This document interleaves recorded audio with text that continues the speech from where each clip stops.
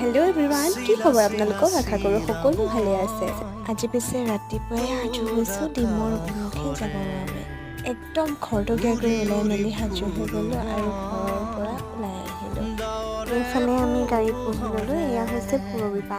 তেখেতৰ গাটো বৰ এটা ভাল নাছিলে, সেইবাবে বৰ্তাবৰমাই এবাৰ হস্পিটেলত দেখাই আনিব ক'লে, সেইবাবে হস্পিটেললৈ লৈ আহিলোঁ। আমি আহি হস্পিটেল পাই গ'লোহি। এয়া আমাৰ আগে জীৱন দাই গৈ আছে আৰু আমি আহিছিলোঁ ডিমৌ ষ্টেটৰ চুকাফা হস্পিটেললৈ। পিছে এটা কথা ক'বই লাগিব, হস্পিটেলখন খুবেই পৰিপাটি।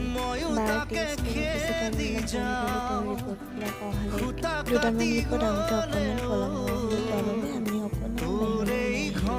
বাহিৰলৈ আহি আমি চাহ জুচ খাই আকৌ হস্পিটেললৈ উভতি গ'লোঁ। তাৰ পৰা ৰিপৰ্ট লৈ ল'লোঁ। লৈ পিনে ডক্টৰক কনচাল্ট কৰি আমি শিৱসাগৰলৈ গুচি আহিলোঁ। শিৱসাগৰত ভাত খাই আৰু আকৌ কৰ্ম হ'লোঁ। আজি ভিডিঅ'টো ইমানতে সামৰিছোঁ।